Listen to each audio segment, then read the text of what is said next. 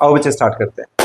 बच्चे अपना चैप्टर है ग्रेविटेशन। 9th क्लास में हमने ग्रेविटेशन बहुत डिटेल में बहुत अच्छे से समझा हुआ है, लेकिन उसी के आगे ग्रेविटेशन चैप्टर यहाँ से कंटिन्यू होता है। शुरू में अगर बात करें तो बिल्कुल वही 9th वाला सेम पैटर्न आता है। ग्रेविटेशन को अगर हम समझे तो ग्रेविटेशन बेसिकली है क्या? ग्रेविटेशन एक ऐसी अट्रैक्टिव फोर्स है जो दो बॉडीज के बीच में, कहीं पर भी यूनिवर्स में कोई दो ऑब्जेक्ट अगर रखे हुए हैं तो उनके बीच में ग्रेविटेशन फोर्स है। It is the force of attraction between the two objects in universe separated by certain distance. This is law of gravitation. सीधी बात, लॉ ऑफ ग्रेविटेशन में इसको मैथमेटिकली हम और ज्यादा मासेस और डिस्टेंस के साथ रिलेट करा देंगे। उससे पहले ग्रेविटेशन स्टार्ट होने से पहले प्लेनेटरी मोशन को थोड़ा सा समझ लेते हैं। 9th क्लास में भी प्लेनेटरी मोशन होता था, लेकिन सिलेबस से हटा दिया था। कैप्लर्स लॉ जो होते थे, पुरानी एनसीईआरटी की बुक्स देखोगे तो उसमें मिल जाएगा। थ्योरी ऑफ प्लेनेटरी मोशन के अकॉर्डिंगली क्या देखो, दो तरह की थ्योरी है। एक है जियोसेंट्रिक थ्योरी, एक है ये heliocentric theory. Geocentric, earth is at the centre, ठीक है। ये थी थ्योरी तो थी भाई। जियोसेंट्रिक के अकॉर्डिंगली क्या माना गया था कि अर्थ सेंटर पे है और सन और बाकी प्लैनेट्स उसके आसपास घूमते हैं, ठीक है। हमें पता है कि वो बकवास है, गोली मार देते हैं, छोड़ देते हैं। Heliocentric, sun is at the centre, earth and the other planets revolving around. इस थ्योरी को अब हम फॉलो करते हैं, थ्योरी को मान लेते हैं यही सच है, और इसी के हिसाब से आगे अपना कैप्लर्स लॉ चलता है। Kepler's law of planetary motion के अकॉर्डिंगली क्या था? देखो, कैप्लर्स फर्स्ट लॉ के अकॉर्डिंगली बहुत सिंपल सा था that each planet revolves around the sun in an elliptical orbit and the sun is situated at the foci of the ellipse. ellipse समझ में आता है सबको? अंडाकार, पता है ना elliptical order यही होता है, अंडाकार इसको इस शेप कहते ही हैं। अरे हंसने वाली बात नहीं, सच्ची में हिंदी में यही कहते हैं। अगर हमारे पास, और ये हम कोनिक सेक्शन में भी पढ़ने वाले हैं बच्चे, ध्यान दो, ये हम कोनिक सेक्शन में भी पढ़ने वाले हैं। इसके दो फोकस होंगे, एक यहाँ पे एक यहाँ पे। किसी एक फोकस के ऊपर सन सिचुएटेड होगा और जो ऑर्बिटल है हमारे इलिप्टिकल ऑर्बिट, उसके अंदर अपने प्लैनेट्स रिवॉल्व करें। क्लियर है? ये सॉर्टेड है हमारे पास। अब यहाँ पर देखोगे ये है आरपी, एक जो ये स्मॉलर डिस्टेंस है यहाँ से फोकस से, और एक है आरए, ठीक है। ये हमारे पास जो है ये दो डिस्टेंस आ गए हैं, बाकी ये वाली सेंटर लाइन आ गई। इसी से बीच वाली लाइन को हम मेजर एक्सिस कह रहे हैं, इस वाली को हम माइनर एक्सिस कहते हैं। ये क्लियर है? एक ऐसा पॉइंट है, अगर ये प्लैनेट यहां से यहां घूम रहे, काम करते हैं इसको थोड़ा सा ना विजुलाइज करने की कोशिश करते हैं, फिर थ्योरी पे आएंगे। ये अपने पास सबसे पहले कैप्लर्स लॉ के अंदर जो आ रहा है, फर्स्ट लॉ को पकड़ते हैं। देखो यहां पर यही एलिप्टिकल ऑर्डर में अगर जो प्लैनेट रिवॉल्व कर रहा है इस तरीके से घूम रहा है। अब यहां से फोकस क्लियर है, दो फोकस थे, एक ये वाला और एक ये वाला। किसी एक पॉइंट पे हमारे पास अर्थ सिचुएटेड है। एक्सिस, एक मेजर एक्सिस, एक माइनर एक्सिस, ये भी क्लियर है। अब हमारे पास अगर मैं इसेंट्रिसिटी की बात करूं, ये सब अपने को पता है इसेंट्रिसिटी बेसिकली है क्या? इसेंट्रिसिटी एक रेशियो को कहते थे। ये हमें यहाँ पर जरूरत नहीं है, हम कोनिक सेक्शन करते हुए इसेंट्रिसिटी और उन सब के बारे में ज्यादा डिस्कस करेंगे। अगर मैं यहाँ तुम्हें सिंपल क्या समझाना चाहता हूँ, इस तरीके से अपना जो प्लैनेट है वो सन के अराउंड रिवॉल्व कर रहा है। अब तुम यहाँ पे एक चीज नोटिस करो बच्चे, दो हमारे पास डिस्टेंस है, एक ये वाला डिस्टेंस और एक ये वाला डिस्टेंस है कि नहीं? दो डिस्टेंस है। एक पॉइंट पे अगर मैं इसकी वैल्यूज देखूं, एक बारी ध्यान देना, इसकी स्पीड की वैल्यूज पे ध्यान देना। यहां पर अराउंड 17 पॉइंट समथिंग है, और जब वो इस पॉइंट पे आ रहा है तो स्पीड दिख रही है 34 पॉइंट समथिंग, ऑलमोस्ट डबल हो गई। इस जगह पे प्लैनेट स्लो मूव कर रहा है और इस साइड पे आके बहुत तेज हो रहा है। जहां वो तेज हो रहा है वहां पर सन से प्लैनेट का डिस्टेंस कम है, और जहां वो सबसे स्लोवेस्ट स्पीड पे है वो मैक्सिमम डिस्टेंस पे। ये वाला पॉइंट क्लियर है? इसका लॉजिक क्या है 2 मिनट बाद 3 मिनट बाद अपने को पता चल जाएगा, लेकिन अभी यहाँ ये विजुलाइज कर पा रहे हो, क्लियरली समझ में आ रहा है, ठीक है। अब हमारे पास आता है, ये देखो यहां पर अब जब ये प्लैनेट रिवॉल्व कर रहा है तो इस एरिया पे ध्यान दो, ये वाला एरिया दिख रहा है और ये वाला दिख रहा है। हर बार इसके अंदर स्पीड में वेरिएशंस आएंगी, ऑब्वियस है स्पीड चेंज होती चल रही है। लेकिन अगर तुम ग्राफ पे ध्यान दो, यहां पर exactly same amount of area cover हो रहा है कि नहीं? हर इक्वल इंटरवल में इक्वल एरिया कवर हो रहा है। यहां क्या हो रहा है? इक्वल टाइम पीरियड के अंदर इक्वल एरिया स्वेप्ट हो रहा है। Areal velocity constant, the area swept by the line joining the planet and the sun जो वो एरिया वो लाइन स्वीप कर रही है वो area equal interval of time में सेम रहता है। अगर मान लो ये 4 हिस्सों में बांटा है तो मतलब एक साल के अंदर पूरा रोटेशन कंप्लीट होता है। एक साल को 4 हिस्सों में बांटोगे तो कितना कितना आएगा, 4 3 12, 3 मंथ्स के 4 हिस्से आगे, तो हर 3 महीने में वो इक्वल एरिया स्वीप आउट कर रहा है। समझ में आई ये वाली बात कि equal area swept in equal interval of time. इसके बाद हमारे पास आता है यहां पर हम मासेस को अगर रिलेट करके देखें किसी तरीके से, मैं यहाँ पे स्पीड की बात कर रहा हूँ, वही सेम स्पीड आ रही है, ग्रेविटेशनल फोर्स की वैल्यू आ रही है हमारे पास। यहाँ पर टाइम पीरियड के अकॉर्डिंगली अगर देख रहे हैं ईयर्स के अंदर, मैं बढ़ा देता हूँ इसे, है ना, टाइम पीरियड को दिख रहा है कि किस तरीके से वो जैसे जैसे टाइम चेंज हो रहा है वो एग्जैक्टली एक साल के अंदर पूरा रोटेशन उसका कंप्लीट हो जाएगा और उसी के अकॉर्डिंगली वो रोटेशन कर रहा है। क्लियर है ये सिंपल चीज है। यहाँ पे भी कुछ अलग नहीं था, पिछले वाला था जो ज्यादा बेटर था। सेम यहां हम कर रहे हैं, अगर हमारे पास स्पीड गिवन है, एसेंट्रिसिटी, एक्सेस, फोकस, ये मैंने सारा ऑन किया, और यहाँ पे तुम एग्जैक्टली एरियल वेलोसिटी से लेके ये सारी चीजें इसके अंदर विजुलाइज कर सकते हो। दिख रहा है, थोड़ा बहुत आइडिया लग रहा है, इसको अब एक बार मैथमेटिकली समझते हैं और थोड़ा बेटर क्लियर हो जाएगा। यहाँ पर मैंने जो बात करी थी अभी, सन के अराउंड जो ये प्लैनेट घूम रहा है वो इस ऑर्बिट पे रोटेट कर रहा था, रिवॉल्व कर रहा था। यहां से जो ये डिस्टेंस है इसको क्या कहते हैं भाई, क्या कहते हैं, पढ़ के बताना जरा। पेरिहीलियन। ये क्या है हमारे पास, ये basically point of nearest to the sun है ना, पेरिहीलियन ही कहते हैं। जो पॉइंट है जो सबसे नजदीक है सन के, और एक पॉइंट है जो सबसे दूर है, उसे क्या कहते हैं, एफिलियन। उसको हम क्या कहते हैं, एपिहीलियन या एफिलियन, जो फार्देस्ट फ्रॉम द सन, सबसे ज्यादा दूर वाला पॉइंट है। ये सॉर्टेड है। अब यहां पर आर ए और आर पी दो अलग अलग रेडियस हैं। आर ए ये रेडियस या ये डिस्टेंस जिसमें सन से सबसे दूर है प्लैनेट, और आर पी जिसमें सबसे पास है, और इन दोनों को अगर मैं डिवाइड करता हूं तो 1 + e over 1 - e, where e is eccentricity. ये क्या होता है, इसेंट्रिसिटी।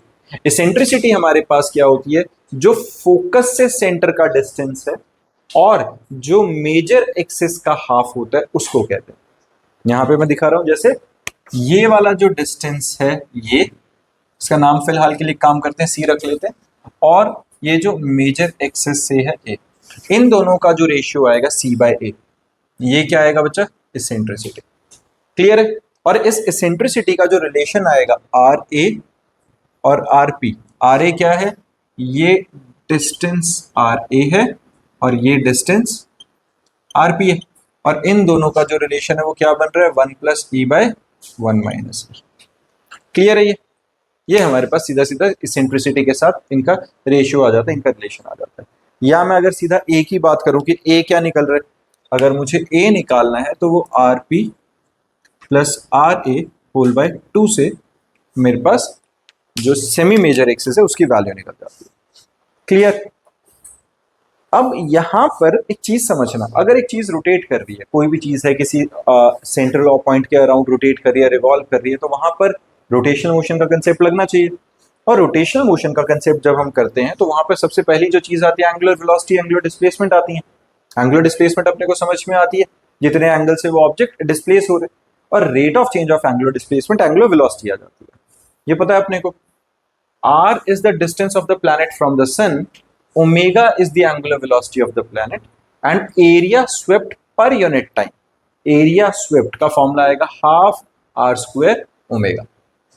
एरिया स्वेप्ट का फॉर्मूला क्या है, ये अगर r है, हम फिलहाल अगर एरिया स्वेप्ट का कंसेप्ट निकालने के लिए इसे सर्कुलर की तरह अज्यूम करें, और ओमेगा आ गई है जो एंगुलर वेलोसिटी आ गई है, तो ये ½ r² ओमेगा या 1/2m mr² ओमेगा। ये क्या किया मैंने, मास से मल्टीप्लाई मास से डिवाइड किया, और ये mr² ओमेगा जो बना, mr² बना मोमेंट ऑफ इनर्शिया, ओमेगा क्या बना, angular velocity. Moment of inertia के कंसेप्ट को हमने बहुत डिटेल में रोटेशनल मोशन वाले चैप्टर में डिस्कस किया था। मोमेंट ऑफ इनर्शिया mr², और l एंगुलर मोमेंटम क्या होता है, आई ओमेगा के इक्वल। तो यहां से 1/2m आई ओमेगा के इक्वल, या फिर l/2m के इक्वल हमारा एरिया स्वेप्ट आ जाता है। ये हमने किया क्यों है, यहाँ प्रूफ क्या करना चाहते हैं। अभी जब हम विजुलाइज कर रहे थे तो मैंने तुम्हें क्या कहा था, हर 3 महीने में बराबर एरिया स्वेप्ट हो रहा है, दिख रहा था हमें कि equal area swept in equal interval of time. जहां पर हम एरिया स्वेप्ट के को डिस्कस कर रहे हैं, तो यहाँ पर अगर वो डिस्टेंस ज्यादा पे है तो स्पीड स्लो होके कम एरिया कर रहा होगा, जहां वो रेडियस कम है तो वहां स्पीड ज्यादा होके ज्यादा एरिया स्वीप कर रहा है। तो ये एरियल वेलोसिटी कांस्टेंट क्यों आ रही है? एरियल वेलोसिटी कांस्टेंट इसलिए आ रही है क्योंकि एरिया स्वेप्ट के अगर तुम फॉर्मूला पे ध्यान दो तो वो L/2m के इक्वल आ रहा है। L क्या है? L है angular momentum to constant m मास। किसी भी सर्कुलर मोशन में, रोटेशनल मोशन में एंगुलर मोमेंटम हमेशा क्या होता है? कंजर्व्ड। एक्सटर्नल टॉर्क है ही नहीं कोई, जो भी है विद इन द सिस्टम है। दो ऑब्जेक्ट है एक सिस्टम के अंदर, दोनों के बीच में ग्रेविटेशनल फोर्स है जिसके इन्फ्लुएंस में वहां रोटेशनल मोशन काम कर रहा है। तो एक्सटर्नल टॉर्क का कोई लेना देना नहीं। And in the absence of external torque angular momentum is conserved, hence L is constant, 2m is constant. That means aerial velocity or area swept per unit time should be constant. इसी वजह से वो हर बार equal area SVEEP करेगा।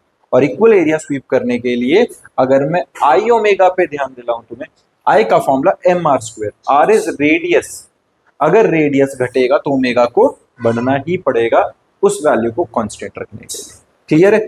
इसलिए जब planet जो है सन के नजदीक आता है तो वहां ओमेगा बढ़ा लेता है, और जब वो प्लैनेट सन से दूर जा रहा है तो रेडियस बढ़ रहा है, रेडियस बढ़ रहा है तो ओमेगा कम हो जाएगा उस चीज को कंपनसेट करने के लिए। क्लियर है बच्चा? फिर हमारे पास आता है इसके बाद Kepler second law of motion. इसमें यही जो हम तब से बात करें कि S P1 P2 का एरिया S P3 P4 के एरिया के इक्वल रहेगा, क्योंकि एरिया स्वेप्ट अल्टीमेटली कांस्टेंट रहता है। ये क्लियर है बच्चा? फिर हमारे पास आता है Kepler's third law. Kepler's third law के अकॉर्डिंगली सीधा सा क्या, the square of the time period of revolution of a planet around the sun is directly proportional to cube of the semi major axis of elliptical orbit. T square is directly proportional to R cube. Square of the time period is directly proportional to R cube. अगर मैं इस third law को derive करना चाहूं तो देखो, हमें एक लॉ का पता है, Newton's law of gravitation. Force is directly proportional to product of the masses, inversely proportional to the square of the distance between them. And proportionality का साइन हटाने के लिए हमें क्या लगाना पड़ता है? Capital G। मैंने लगा दिया Gm1 m2 by r²। Sorted है। यहाँ capital M small m by r लिखा है, and this must be equals to mr omega square. क्यों भाई? mr ओमेगा स्क्वायर के इक्वल क्यों होगा? अगर कभी वहां पर रोटेशनल मोशन है, सर्कुलर मोशन है, तो क्यों होगा? वहां पर कोई एक सेंट्रीपिटल फोर्स को प्रोवाइड करने का कारण होना चाहिए कि नहीं? अगर एक ऑब्जेक्ट गोल घूम रहा है तो उसे गोल घुमाने के लिए कोई फोर्स होनी चाहिए जो सेंट्रीपिटल फोर्स प्रोवाइड करेगी, और इस केस में सेंट्रीपिटल फोर्स कौन प्रोवाइड करती है? Gravitational force. तो उस ग्रेविटेशनल फोर्स को, सेंट्रीपिटल फोर्स का फॉर्मूला जो mr ओमेगा स्क्वायर, उससे इक्वेट करते हैं, काटा पीटी करते हैं, सॉल्व करा, टी स्क्वायर की वैल्यू देखो। ओमेगा क्या होता है? Angular displacement by time taken होता है। Omega angular velocity, angular displacement. Angular displacement एक पूरे रोटेशन में कितना हुआ? 2π, 360 डिग्री का अपॉन टाइम। तो यहां से मैं टाइम का रिलेशन r के साथ निकाल सकता हूं। क्रॉस मल्टीप्लाई करो, T square is equal to mr cube, दिख ही रहा है, Gm m 2π, सब कुछ तो कांस्टेंट है। सारा रीअरेंज किया, T square is equal to r cube 4 square by Gm बचा। That means T square is directly proportional to r cube, क्योंकि बाकी सारा कांस्टेंट ही तो था। यही हमारा न्यूटन थर्ड लॉ था। सॉर्टेड है बच्चे? सिंपल है। इसके बाद आता है deduction of Newton's law of gravitation from Kepler's law. वही घुमा के कान पकड़ेंगे। अभी हमने क्या किया था? ग्रेविटेशनल लॉ को यूज करके हमने केपलर्स लॉ डिराइव किया था। अब हम ग्रेविटेशनल लॉ को डिराइव करेंगे केपलर्स लॉ का यूज करके। m mass of planet revolving around the sun, capital M mass of sun, r is radius of orbit, omega angular velocity, t is the time period of revolution। omega क्या आएगा? 2π by t। Same कहानी, centripetal force F is equal to mr omega square, और mr omega square में omega की value डाली 2π by t, substitute कर दी 4π mr by t स्क्वायर। केपलर्स लॉ के अकॉर्डिंगली क्या है भाई? t स्क्वायर तो r क्यूब के प्रोपोर्शनल है, तो t square is equal to K R cube लिख लूं, k कांस्टेंट है। बस ये टी स्क्वायर की वैल्यू यहां सब्स्टिट्यूट करते हैं, के आर क्यूब से आर कटा 4π square m by R square with K, बना के नहीं, 4π स्क्वायर बाय के कांस्टेंट है, m by R square, force is proportional to m by R square. Proportionality के लिए वही g और m लगा देते हैं। g कैपिटल G क्या? Gravitational constant, m mass of sun. तो वहां से हमने क्या किया भाई? सीधा सा ग्रेविटेशन लॉ को डिराइव किया। डेरिवेशन बहुत ऐसा है कि बहुत ज्यादा रेलिवेंट नहीं है, ऐसा नहीं है कि पक्का ही पेपर में आएगी, बट है टीचर को कुछ छुपा हुआ डालने का मन किया तो वो डाल देगा, तो इसलिए इसको इग्नोर मत करना, वैसे ना मात्र चांसेस होते हैं, कम ही आती है एग्जाम। क्लियर है बच्चा? न्यूटन्स लॉ ऑफ ग्रेविटेशन, सारी कथा कहानी जहां से चल रही है उसको पढ़ लेते हैं। सीधा क्या था, force between the two objects separated by certain distance is directly proportional to product of the masses inversely proportional to the square of the distance between them। Combine करके लिखा, प्रोपोर्शनलिटी का साइन हटाने के लिए कांस्टेंट इंट्रोड्यूस किया, जिसे gravitational constant कहते हैं। m1 m2 अगर मैं 1 पुट कर दूं और r को 1 पुट कर दूं तो g और f इक्वल हो जाएंगे। हर कांस्टेंट को डिफाइन करने का तरीका बेस्ट यही होता है, सारे वेरिएबल्स को यूनिटी पुट कर दो। तो अब यहां मैं g को क्या डिफाइन कर सकता हूं, gravitational constant is the amount of force between the two unit masses separated by unit distance। सीधा है ना? तो वहां से हमारे पास यूनिवर्सल ग्रेविटेशनल कांस्टेंट की डेफिनेशन आ गई। Universal gravitational constant is equal to the force of attraction acting between two bodies each of unit mass whose centers are placed unit distance apart। Sorted है ना? ग्रेविटेशनल कांस्टेंट की otherwise value क्या होती है, 6.67 into 10 raised to the power -11 newton metre square पर KG square. Done है बच्चा? किसी को इसमें परेशानी? बहुत बेसिक सिंपल चल रहा है सारा कुछ। इसी के बेसिस पे कुछ ये सिंपल सा न्यूमेरिकल है, डायरेक्ट वैल्यू सब्स्टिट्यूशन है। अटेम्प्ट करेंगे, नहीं आएंगे तो मैं बता ही दूंगा फिर, लेकिन बहुत सीधा सही है। यहां पर अब हमारे पास आता है बच्चे Newton law in vector form. देखो वेक्टर फॉर्म में और नॉर्मल वाले में क्या डिफरेंस है। वेक्टर फॉर्म, वेक्टर का मतलब क्या, जहां पे डायरेक्शन भी आ जाएगी, डायरेक्शन और मैग्नीट्यूड दोनों आएंगे, तो डायरेक्शन डिफाइन करने के लिए हमें कोई ना कोई एक पॉइंट चाहिए, कोऑर्डिनेट सिस्टम चाहिए, तो कोऑर्डिनेट सिस्टम हमने लगा दिया यहाँ पे। एक का पोजीशन वेक्टर r1, एक का position vector r2, relative position vector r12, और r12 के रिस्पेक्ट में फोर्स लगेगी F21। सीधा। Late us consider the 2 point masses m1 m2 at a and b placed at the distance r apart। r12 position vector of 1 with respect to 2, तो ये unit vector from a to b1। r21 unit vector from B to A. Distance in magnitude same है, पर A का distance B से, B का distance A से, directions उल्टी हो जाएंगी। रेफरेंस पॉइंट समझ रहे हो ना, मैं तुमसे जितना दूर हूं, तुम मुझसे जितना दूर हो, इन मैग्नीट्यूड सेम है, लेकिन रेफरेंस पॉइंट बदलते ही डायरेक्शन बदल गई। तुम मेरी तरफ उंगली करो, मैं तुम्हारी तरफ उंगली करो, दोनों की उंगलियों की डायरेक्शन बदल रही है, तो एग्जैक्टली यूनिट वेक्टर चेंज हो जाएगा, मैग्नीट्यूड में सेम रहेंगे। तो ये यूनिट वेक्टर r12 r21 यही बताते हैं position of 1 with respect to 2, position of 2 with respect to 1। बहुत सीधी सी बात है ये। F12 force on 1 by 2, F21 force on 2 by 1। Simple चीज है ये वाली भी। अब फोर्स ऑन 1 by 2 का फॉर्मूला क्या लगेगा, force on 1 by 2 is given bye g m1 m2 by r square times r21। यहां ये नेगेटिव साइन क्या इंडिकेट कर रहा है, अब मेरी बात समझना इस पे। मैं एक मास ऑब्जेक्ट हूं m1, तुम ये बच्ची बैठी है m2, ये मुझे अट्रैक्ट कर रही है किसी फोर्स के साथ। कौन? ये। मेरे पे जो फोर्स लग रही है वो किस साइड में लगेगी, अट्रैक्टिव फोर्स उधर को लग रही है। ऐसा ही होगा। अगर मैं दो ऑब्जेक्ट्स के बारे में बात करूं, यहां पर इस ऑब्जेक्ट की पोजीशन इसके रिस्पेक्ट में क्या है, इसका पोजीशन वेक्टर जो है वो r12 है, और इस पे जो अट्रैक्टिव फोर्स लगेगी वो क्या लगेगी, F12 लगना चाहिए। अब मेरी बात समझना, इस पॉइंट का फर्क समझना। r12 is the position vector of 1 with respect to 2, यही है। अब मेरी पोजीशन इसके रिस्पेक्ट में है, मेरे पे फोर्स ये लगा रही है, तो यहां पर जो फोर्स लग रही है ऑन 1 by 2, अगर मेरे पे कोई फोर्स लग रही है तो मैं उसकी पोजीशन किसके रिस्पेक्ट में बताऊंगा, 2 के रिस्पेक्ट में। ये फर्क क्यों आ रहा है इसको समझना जरा। जब हम फोर्स डिफाइन करते हैं तो फोर्स की डायरेक्शन हम उस पॉइंट से ले रहे हैं जहां की वजह से फोर्स लग रही है, और पोजीशन किस हिसाब से बता रहे हैं, जिस पर फोर्स लग रही है। तो इस वजह से फोर्स और पोजीशन वेक्टर्स की डायरेक्शन ऑपोजिट लेते हैं, और वो नेगेटिव साइन उसी डायरेक्शन को कंपनसेट कर रहा है, वही चीज इंडिकेट कर रहा है। Negative sign indicate that force is opposite to that of r21। ये क्लियर है? अब यहां पर ये बात समझ में आई ना, ये जो फोर्स की डायरेक्शन इन मैग्नीट्यूड डायरेक्शन, दोनों ऑब्वियसली यूनिट वेक्टर्स हैं, उनकी डायरेक्शन वाइज अगर जो दो ऑब्जेक्ट्स के बीच में डिस्टेंस है वो मैग्नीट्यूड वाइज सेम है। अब मेरे पास क्या तरीका होता है बच्चा, अगर मैं डिस्टेंस को जो नीचे आर स्क्वायर था उसको r21 का स्क्वायर लिख लो। r21 यूनिट वेक्टर है, यूनिट वेक्टर को क्या लिख सकते हैं, वेक्टर डिवाइडेड बाय मैग्नीट्यूड लिख सकता हूं। अगर मैं वेक्टर डिवाइडेड बाय मैग्नीट्यूड कर दूं तो वहां पे r क्यूब आ सकता है, पता है ये वाला। अगर मैं इन्हीं को मैंने यहाँ लिखा हुआ जरा, अगर मैं यूनिट वेक्टर को वेक्टर बाय मैग्नीट्यूड लिखूंगा तो मैग्नीट्यूड मैग्नीट्यूड मल्टीप्लाई होके r क्यूब लिख सकता हूँ। इसकी डेरिवेशन में मेन हम कर क्या रहे हैं भाई, देखो जिस टाइम पे मैं r12 लिख रहा हूं उसे लिखूंगा r2 minus r1 bye r, और r21 लिखूंगा तो r1 minus r2 bye r आएगा। फर्क क्या पड़ेगा, f12 is equal to minus f21 आ जाएगा। फोर फॉर्मूला तो सेम ही रहेगा ना। अगर मैं f12 लिख रहा हूं तो gm1 m2 by r cube r21 that is r2 minus r1 vector ये आएगा विद नेगेटिव साइन। f21 लिखूंगा तो gm1 m2 by r cube r1 minus r2 आ जाएगा।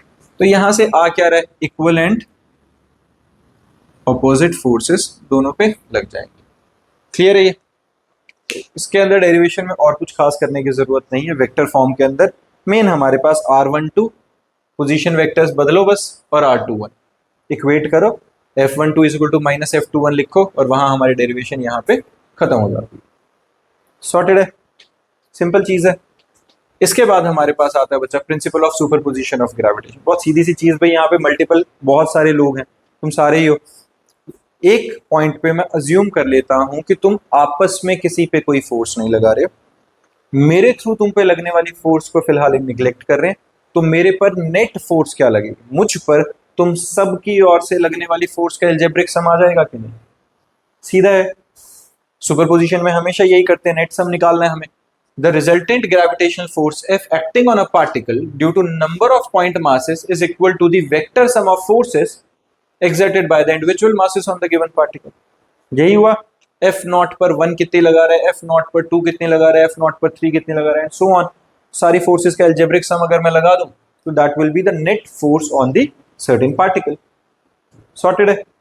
चलो भाई, इसके बाद आता है भाई हमारे पास ग्रेविटी। ग्रेविटी क्या है, ग्रेविटेशन और ग्रेविटी में डिफरेंस पता है किसी को, है आइडिया तो है ही, 9th क्लास पास हो सारे। क्या है ग्रेविटी और ग्रेविटेशन के अंदर डिफरेंस। ग्रेविटेशनल फोर्स पता है सबको। देखो अच्छा एक बात बताओ, सिंपल एक ये कहानी है, मैंने पहले भी कभी डिस्कस करी हुई है तुमसे कि न्यूटन के बारे में इतना फेमस क्या है, उसने ही दिया था Newton law of gravitation. Newton law of gravitation के अकॉर्डिंगली क्या था, कहानी क्या है भाई, न्यूटन बैठा था, सर पे एप्पल गिरा, उसने आके कहा कमाल है भाई एप्पल अट्रैक्ट हो रहा है अर्थ की तरफ, और इसका मतलब वहां लॉ ऑफ ग्रेविटेशन आ गया। उसमें क्या बड़ी बात है, सबको पता है हमेशा से चीजें नीचे गिरती आ रही थी, तो न्यूटन ने ऐसा नया क्या बताया था। फर्स्ट ऑफ ऑल इस लॉ के अंदर न्यूटन ने ये नहीं बताया था कि एप्पल अर्थ की तरफ गिर रहा है, ये तो ऑब्वियस सी बात थी, एप्पल अर्थ की तरफ गिर ही रहा है, ऑब्वियस है वहां कोई अट्रैक्टिव फोर्स होगी जिसे बाद में ग्रेविटेशनल फोर्स या ग्रेविटी वगैरह हम कह रहे हैं।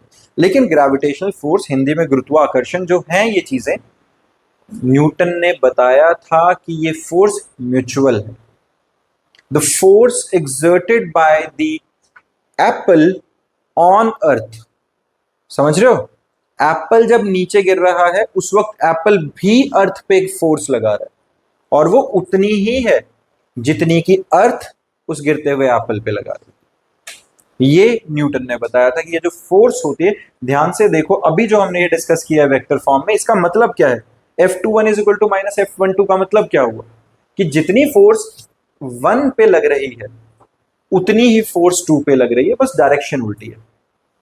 अगर एप्पल नीचे गिर रहा था तो अर्थ ऊपर जानी चाहिए, वो जाती नहीं है, कारण उसका ये है कि वहां पर अर्थ का मास और एप्पल का मास कंपैरिजन में एप्पल नेग्लिजिबल मास पोजेस कर रहा है, तो इनर्शिया फैक्टर लगा लो, या अर्थ का मास जो है वो इतना ज्यादा है कि हर बार हेवी मास ऑब्जेक्ट के ऊपर ही लाइट मास आके गिर रहा है, वो अर्थ के ऊपर ही आके ऊपर से ऑब्जेक्ट्स गिर रहे हैं। वरना अगर मैं बिल्डिंग से जंप लगाता हूं तो बिल्डिंग से जंप लगाते हुए अर्थ मेरी तरफ मूव होनी चाहिए उसी तरीके से जिस तरीके से मैं अर्थ की तरफ मूव, ठीक है, ये होना चाहिए, लेकिन नहीं होगा क्योंकि मेरा मास कंपैरेटिवली बहुत कम है और अर्थ का बहुत ज्यादा है, तो इनर्शिया फैक्टर अर्थ का डोमिनेट करेगा और मुझे अर्थ के ऊपर गिरा देगा। सॉर्टेड है।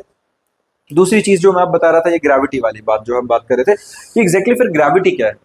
देखो ग्रेविटी और ग्रेविटेशनल फोर्स में जब हमने बात करी, ग्रेविटेशनल फोर्स दुनिया में कोई दो ऑब्जेक्ट है, these are two object separated by certain distance of may be comparable mass, may be comparable mass, मतलब ऐसा नहीं कि बिल्कुल ही बराबर हो, बट स्टिल ये कंपेरेबल मासेस के, एक m टाइम्स है तो एक 10 टाइम्स m है, लेकिन ऐसा नहीं है कि 1000 गुना हो जाए, 2000 गुना हो जाए। अगर यहाँ पर अब फोर्सेस हैं, ये दोनों एक दूसरे पे म्यूचुअल फोर्सेस लगा रही हैं और दोनों के ऊपर लगने वाली फोर्सेस इक्वली आउटपुट निकाल सकती है ऑलमोस्ट। लेकिन अब मैंने जो अर्थ का और एप्पल का एग्जांपल दिया या खुद का और अर्थ का एग्जांपल दिया, उन केसेस में अर्थ की मूवमेंट हो ही नहीं सकती, नहीं होगी ना। क्यों? क्योंकि वहां पर जो मासेस का डिफरेंस है वो बहुत ज्यादा ही बड़ा है। जब इतने बड़े मासेस के डिफरेंस के केस में ग्रेविटेशनल फोर्स की बात आ रही है, फोर्स तो म्यूचुअल है फिर भी सेम है, उस वक्त हेवीली मास ऑब्जेक्ट्स के केस में when light mass object is being attracted towards that much heavy mass, तो हम वहां ग्रेविटी के कंसेप्ट को समझते हैं। और ग्रेविटी को समझते हुए, ग्रेविटी क्या है? It is just a force of attraction. Same कहानी है, ग्रेविटी क्या है? It is a force of attraction exerted by earth or any planet towards a center on a body lying or near its surface, lying on or near its surface. Gravity is a special case of gravitation and it is also called earth's gravitational pull. तो same कहानी है gravitational pull है, लेकिन यहाँ एक extremely large amount of mass वाला object एक कम मास वाले ऑब्जेक्ट को अपनी तरफ अट्रैक्ट कर रहा है। और यहाँ पर भी ध्यान रखना, अपनी तरफ अट्रैक्ट करने का मतलब ये नहीं है कि ये उसकी तरफ अट्रैक्ट नहीं हो रहा, अट्रैक्शन हमेशा म्यूचुअल है, फर्क सिर्फ इतना कौन सा खिंचा चला रहा है। समझ में आई बात? फिर आता है वेट। अब वेट क्या होता है? Weight of a body is defined as the force exerted by earth on the body towards its centre. Clear है? देखो जरा, वेट क्या है बच्चा? सेम फोर्स को ही हम वेट कह रहे हैं, ध्यान दो। वेट क्या है बच्चा? mg, पता है अपने को वेट क्या है? mg, mass into acceleration due to gravity, ये क्लियर है ऑलरेडी, अपने को पता है। वेट बेसिकली क्या है? Weight of a body is defined as the force exerted by the earth on the body towards its centre. ठीक है, मास इनटू एक्सेलरेशन। अब यहां पर एक्सेलरेशन क्या है? ड्यू टू ग्रेविटी, है ना। एक ऑब्जेक्ट है, अगर अर्थ के सरफेस के आसपास है, वो टुवर्ड्स द सेंटर अगर आके गिर रहा है, अट्रैक्ट हो रहा है, तो यहाँ पर अगर मैंने बीच में एक वेइंग मशीन रख दी, मैंने क्या किया? एक वेइंग मशीन बीच में रख दी। अब ऑब्जेक्ट है जो वो अर्थ के तरफ अट्रैक्ट हो ही रहा है, लेकिन बीच में अगर वेइंग मशीन आ गया तो क्या होगा? सरफेस है नीचे, तो ये यहाँ पर mg फोर्स लगाएगा, बदले में क्या मिलेगा? नॉर्मल रिएक्शन, जिसको हमारा ये वेइंग मशीन कैलकुलेट करके हमें दे देता है। क्लियर है? अब ये जो फोर्स लग रही है mg, वो mg या r, वो r को कैलकुलेट करता है, mg को नहीं करता। ये r को कैसे कैलकुलेट करेगा? अगर देखो, r को कैलकुलेट करने के लिए क्या है?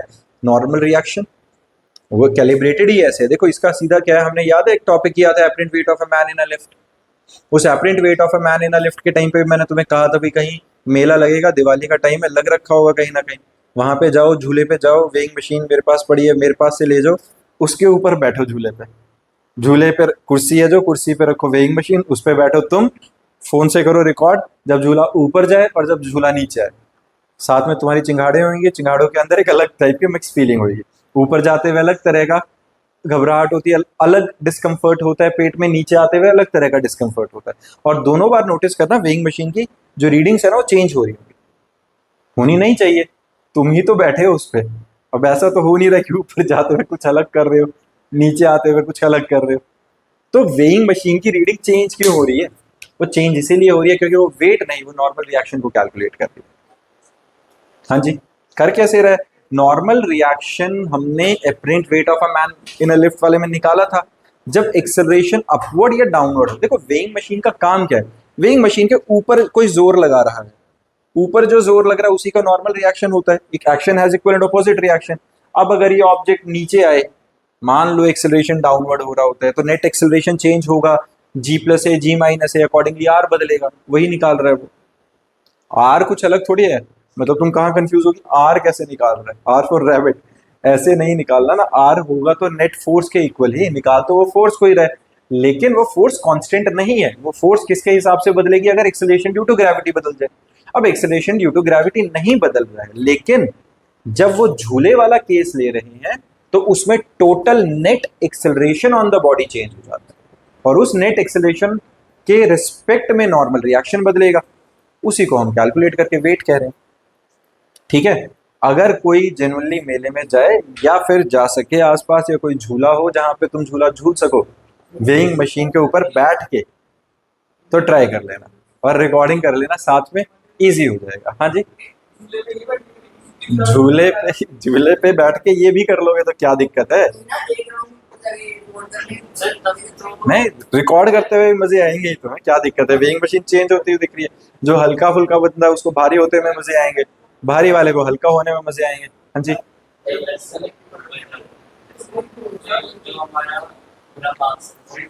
मास सेम है। मास, मेरी बात सुनो, अभी ये क्या कह रहा है कि जिस टाइम पे हम ऊपर जाएंगे, अगर हम ऊपर जा रहे हैं या हम नीचे जा रहे हैं तो उससे मास सेंटर में कंसंट्रेट हो। ये बच्चा ये कह रहा है कि जब हम ऊपर जाएंगे तो सारा मास सेंटर में कंसंट्रेट हो जाएगा। क्यों? फिर तुम सारे इकट्ठे हो गए ऐसे हो जाओगे डर कंसंट्रेटेड नहीं होगा। मेरी बात समझो, centre of mass is the point where the whole mass of a body is supposed to be concentrated. It is not actually the point where the centre of where the whole mass can be concentrated. ये तो वो बात होगी ना कि मैं सारा एकदम से श्रिंक को एक गोला बन गया लूँ पेट में, यहाँ अब झूले के ऊपर गोला सा पड़ा, ऐसा नहीं होगा ना। अरे बंदे का मतलब, पर ऐसा नहीं है ना, वो सारा मास कंसंट्रेटेड नहीं होता, लेकिन हाँ हमारा सेंटर ऑफ मास यहाँ कहीं है, तो हमें बटरफ्लाइज इन स्टमक वाला जो फील आता है वो इसीलिए आ रहा होता है झूले के ऊपर नीचे। ठीक है, हाँ, कहने का तरीका थोड़ा कैजुअल हो गया था। हाँ जी, हाँ हाँ, कोई नहीं, एक मिनट। हाँ जी, नॉर्मल रिएक्शन नहीं, गलत सोच रहे हो। एक, हाँ जी बताओ बच्चे। देखो इस बच्ची का क्या क्वेश्चन है कि अगर अगर gravitation acceleration due to gravity change नहीं हो रहा तो वेट में चेंजेस क्यों आ रहे हैं? ऐसा ही, acceleration due to gravity change नहीं हो रहा है, लेकिन जो वेइंग मशीन है वो एक्सेलरेशन ड्यू टू ग्रेविटी के बेसिस पे वेट बता भी नहीं रही है, वो तो नॉर्मल रिएक्शन को बता रही है। और apparent weight of a man in a lift वाला केस याद करो, अगर लिफ्ट ऊपर जाएगी तो नॉर्मल रिएक्शन अलग होगा, अगर लिफ्ट नीचे आएगी तो नॉर्मल रिएक्शन अलग होगा, क्योंकि ऊपर जाते हुए एक्सेलरेशन यहां आ रहा है, वेट हमारा नीचे को एक्ट करता था। नॉर्मल रिएक्शन R1 लेंगे, R1 minus M G is equal to M A. याद आया? हम मशीन पे खड़े हैं या बैठे हैं उसकी कहानी नहीं है, लेकिन जब वो मशीन जिस पर रखी है वो तो ऊपर नीचे हो रहा है, एक्सेलरेशन तो चेंज हो रही है लिफ्ट की। हाँ जी, स्विमिंग पूल में क्या होता है? स्विमिंग पूल में भारी देखो ऐसा, स्विमिंग पूल में जिसको लग रहा है कि स्विमिंग पूल के अंदर जाके भी बॉडी भारी हो गई है, तो मालिक सच में भारी हो गई हो, क्योंकि वहां जाके हल्की होएगी। पानी के अंदर बायोंट फोर्स है जो तुम्हें ऊपर धक्का मार रही है। हाँ, तो फीलिंग्स गड़बड़ हो गई थी थोड़ी सी। बायोंट फोर्स, बायोंसी, ये वाला पार्ट हम करेंगे प्रॉपर्टीज ऑफ बल्क मैटर के अंदर, जो फ्लूइड्स आएगा उसमें डिस्कस कर रहे हैं। बहुत बढ़िया दिमाग है, चलो करें आगे।